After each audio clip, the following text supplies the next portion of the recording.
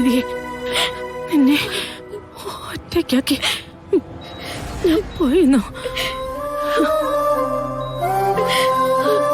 Doctor ഉണ്ണിമായോട് എന്നെ വിളിച്ചു വരുത്തണമെന്ന് പറഞ്ഞപ്പോ അമ്മയ്ക്ക് അങ്ങനെ പോകാൻ പറ്റോടി?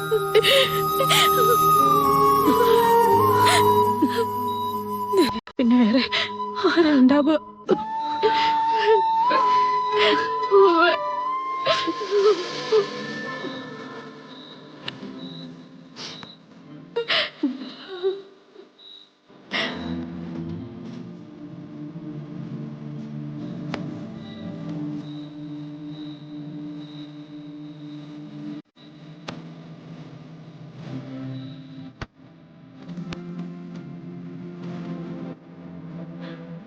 എനിക്ക് മരുന്നൊന്നും വേണ്ട. എനിക്ക് നീ എന്റെ അടുത്തുണ്ടായാൽ മാത്രം മതി. അമ്മയ്ക്ക് അത്രയും വേഗം സുഖമായിക്കോളും. ഇനി ഞാൻ എങ്ങോട്ടും പോകുന്നില്ല. അമ്മയുടെ അടുത്ത് തന്നെ ഉണ്ട്. മോള് പേടിച്ചു പോയല്ലേ? പാവം.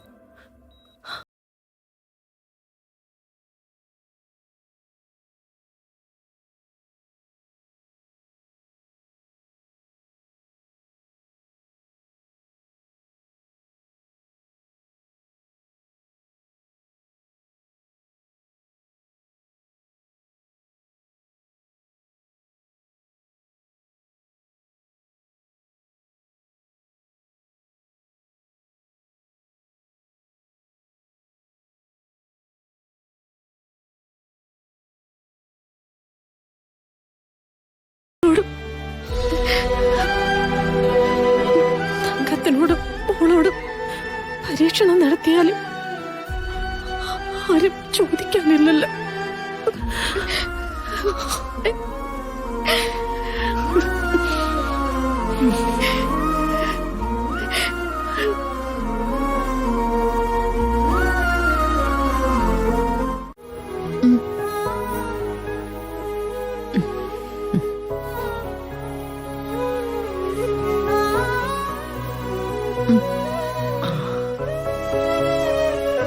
ഇതുപോലെ മര്യാദയ്ക്ക് ഭക്ഷണം കഴിച്ചിരുന്നെങ്കിൽ ഇവിടെ വന്ന് കിടക്കേണ്ട വല്ല കാര്യം ഉണ്ടായിരുന്നോ? ആശുപത്രിയിൽ കിടക്കുന്നത് ഇഷ്ടമല്ല, എന്നാൽ ആശുപത്രിയിൽ വരാനുള്ള കാര്യങ്ങൾ ഉണ്ടാക്കുകയും ചെയ്യും. ആശുപത്രി വരാനുള്ള കാരണം ഉണ്ടാക്കിയതാരാ? ഞാനാ? പിന്നെ ആരാ? ഞാനോ? പിന്നല്ലാതെ. നിന്നെ കാണാത്തോണ്ടല്ലേ എനിക്കിങ്ങനെ വന്നേ. നന്നായി. അപ്പൊ ഒരു കാര്യത്തിന് പോണെങ്കി ഞാൻ എന്താ ചെയ്യണ്ടേ? ആ കാര്യത്തിന് പോകണ്ടെന്ന് ഞാൻ പറഞ്ഞതല്ലേ, പിന്നെ വെറുതെ. ആ കാര്യത്തിന് ഞാൻ പോവുകയും ചെയ്യും, ആ കാശ് ഞാൻ വാങ്ങിക്കുകയും ചെയ്യും. ഇങ്ങനെ ഇടയ്ക്കിടയ്ക്ക് തളർന്നൊന്നും വീഴാതെ എനിക്ക് എന്റെ അമ്മയെ നടത്തിക്കൊണ്ട് പോകാനുള്ളതാ. അതെ, കുറച്ചു കാലൊന്നും അല്ല. ആ ആഗ്രഹം കൊള്ളാം. പക്ഷേ ഒരു ദിവസം ആരെയും വിളിച്ചുണർത്താൻ വരുമ്പേ. കേട്ടോ കൃഷ്ണൻ, എപ്പോഴും ഇത് തന്നെ പറഞ്ഞോണ്ടിരിക്കുക. ഞാൻ എത്ര പറഞ്ഞാലും നിർത്തുമില്ല. പറയുന്നവർക്ക് അവിടെ ഇരുന്ന് പറഞ്ഞാൽ മതിയല്ലോ, മറ്റുള്ളവരുടെ മനസ്സൊന്നും മനസ്സിലാക്കണ്ടല്ലോ. എന്റെ കഞ്ഞിതരന് മതിയാക്കിയോ? മതിയെങ്കിൽ മതി. ആരാ പറഞ്ഞ മതിയെന്ന്? ഇത് മുഴുവൻ കുടിച്ചു തീർക്കാതെ ഞാൻ സമ്മതിക്കില്ല. കുടിച്ചേ.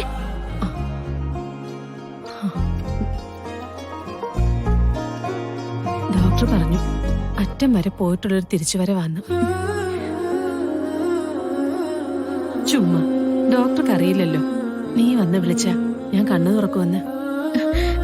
പിന്നെ ഞാൻ വലിയ ദിവ്യശക്തി കൊണ്ട് നടക്കല്ലേ. ഡോക്ടർ എന്നോടും പറഞ്ഞിട്ടുണ്ട് ഞാൻ സ്ഥിരമായിട്ട് ഇവിടെ തന്നെ നിന്നോളാൻ. ഈ ബോധം കെട്ട് കിടക്കുന്നവരെയൊക്കെ വിളിച്ചുണർത്താനേ എന്താ മതിയോ? ദേഷ്യൊന്നും വരണ്ട. നീ കൊറേ ക്ഷീണിച്ചു, നിറവും മങ്ങി. ഒന്ന് നേരെ ഇരിക്കാറായി. അടുത്ത പരാതിക്കുള്ള വക അന്വേഷിച്ചോണ്ട് നടക്കുക. ഞാനാകെ ക്ഷീണിച്ച് മെലിഞ്ഞ് കാണാൻ പറ്റാത്ത കോലത്തിലായിട്ടുണ്ടല്ലോ. ഞാൻ കൃത്യസമയത്ത് ഭക്ഷണം കഴിക്കുന്നുണ്ട്, നേരത്തെ ഉറങ്ങുന്നുണ്ട്. അമ്മയും ഇതൊന്നും ചെയ്യാത്ത കഴിച്ചോണ്ടിരിക്കായിരുന്നു ഡോക്ടർ. കൃഷ്ണന്റെ വരവ് അമ്മയ്ക്ക് ഗുണം ചെയ്തിട്ടുണ്ട്, വലിയ തോതിൽ തന്നെ. ഒരു റിക്കവറി പ്രതീക്ഷിക്കാത്ത ഭാഗത്ത് നിന്ന് പെട്ടെന്നുണ്ടായ ഈ മാറ്റം സർപ്രൈസിംഗ് ആണ്. പക്ഷേ എപ്പോഴും ഇങ്ങനെ സർപ്രൈസ് പ്രതീക്ഷിക്കാൻ പറ്റില്ലല്ലോ. കാരണം അവര് വലിയൊരു രോഗത്തിന്റെ അടിമയാണ്. അതിന്റെ സീരിയസ്നെസ് കുട്ടിയോട് ഒന്നല്ല പല വട്ടം പറഞ്ഞതാണ്. ഇനി അത് താമസിച്ചാൽ ബുദ്ധിമുട്ടാവും. കാശിന്റെ പ്രശ്നമാണ് സർ. ഞാൻ കൊച്ചിയിലായിരുന്നു. അവിടുന്ന് ഒരാളുടെ കയ്യിൽ നിന്ന് കുറച്ച് പണം കിട്ടാനുണ്ട്. ഞങ്ങള് ചിട്ടി പിടിച്ച കാശ. അത് കിട്ടിക്കഴിഞ്ഞാ എത്രയും പെട്ടെന്ന് അമ്മയുടെ ഓപ്പറേഷൻ നടത്താൻ പറ്റും. അല്ലാതെ വേറെ മാർഗമൊന്നും. I can understand your situation. പക്ഷേ അസുഖങ്ങൾ നമ്മുടെ സൗകര്യം വരെ കാത്തു നിൽക്കില്ലല്ലോ. ഒരു കാര്യം ഞാൻ വളരെ വ്യക്തമായിട്ട് പറയാം. തങ്കത്തിന്റെ ഓപ്പറേഷൻ എത്രയും വേഗം നടത്തിയില്ലെങ്കിൽ അത് അവരുടെ ജീവൻ ആപത്താണ്. സർ, ഇനിയിപ്പോ അമ്മയെ വീട്ടിലേക്ക് കൊണ്ടുപോകുന്നു വെച്ചോളൂ. പ്രശ്നം എന്താന്ന് വെച്ചാ തങ്കം എഴുന്നേറ്റ് നടക്കുകയും സാധാരണ കാര്യങ്ങൾ ചെയ്യാൻ തുടങ്ങുമ്പോഴും നിങ്ങൾ വീണ്ടും റിലാക്സ് ചെയ്യും. പക്ഷേ രോഗം കുറഞ്ഞതുകൊണ്ടല്ല അവരങ്ങനെ എഴുന്നേറ്റ് നടക്കുന്നതും മറ്റും. ഒരർത്ഥത്തിൽ കുട്ടി ആലോചിച്ചിട്ടാ. ഞാൻ അവരോട് സംസാരിച്ചിരുന്നു. മോൾക്ക് ആരുമില്ല, അവളുടെ കൂടെ ഞാൻ ഉണ്ടാവണം എന്നൊക്കെയാ പറയുന്നേ. ഒരമ്മയുടെ ടെൻഷനും വാത്സല്യവും ഒക്കെ എനിക്ക് മനസ്സിലാവും. പക്ഷേ നമുക്ക് വേണ്ടത് ശാശ്വതമായ ഒരു പരിഹാരമാണല്ലോ. എത്രയും പെട്ടെന്ന് എന്താന്ന് വെച്ചാൽ ചെയ്യണം. എനിക്ക് എന്റെ അമ്മയെ വേണം സർ. എന്ത് ചെയ്തിട്ടായാലും ഈ ഓപ്പറേഷനുള്ള പണം ഞാൻ ഒപ്പിക്കും. എനിക്ക് പണം കിട്ടും സർ.